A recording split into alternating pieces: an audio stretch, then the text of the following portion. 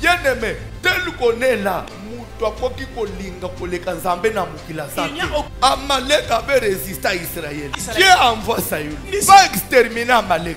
D'épargnant personne. Le Dieu qui a demandé à Saül d'épargner, c'est lui qui connaît l'avenir. Il savait pourquoi il a demandé à Saül de finir avec Amalek.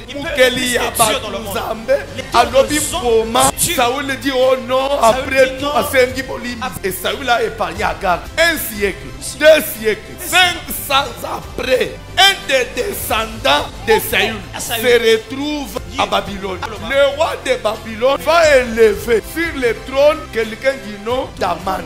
Aman était fils d'Agar, que Saül avait épargné. Et Mardoché était fils de Kis. Aman, fils d'Agar, que Saül avait sauvé, il va maintenant s'élever contre la famille de Saül 500 après. C'est lui qui se fera ennemi juré des Juifs. C'est lui qui va chercher à ce que quand lui passe, que tout le monde se mette à genoux devant lui. Et pourtant Dieu avait voulu éviter ça. Mais Saül n'a pas voulu terminer. Chaque fois qu'Aman passait, lui voulait que tout le monde se prosterne. Et pourtant pour le juif, mais c'est impossible. Il y a les 10 commandements. Un commandement qui dit tu ne peux pas te prosterner devant une personne, une créature. C'est la loi de Dieu. Comment Mardoché pourra-tu s'agenouiller devant Aman? Maintenant Aman va chercher à ce qu'on détruise tous les juifs qui étaient assis à la capitale. Lui n'a même pas eu pitié que Bobo Yabato Yabiki Sakingai. Maintenant lui va chercher à exterminer Bato Babiki Sakingai. Pourquoi? Parce que quand Dieu avait demandé à Saül de l'exterminer, il a désobéi à Dieu.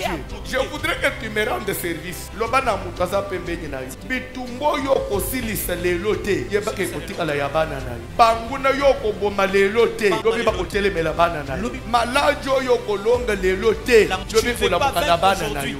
Demain, elle va s'élever contre tes enfants. Bademo kosilisa lelote. Lobi makokoma bademo bakumusabana na yo. David a pensé que richesse n'est pas Salomon. Mais il n'a pas laissé que la richesse avant de mourir. Mon fils, je vais te dire une chose. Après ma mort, la personne au pouvoir nanga, la personne biloko nanga, la zoti que l'on a banguna nazala kinaba. Yeba Shimei afinga kangai. Mututel abundisa kangai. Banguna nangai. Tikalepe obunda naba. Ba parents bakamata abitumba naba. Batindika ke papa. Donc bitumba ya Salomon abandi na bitumba ya Yemo kote. Abandi na aluka éliminer banguna ya nani.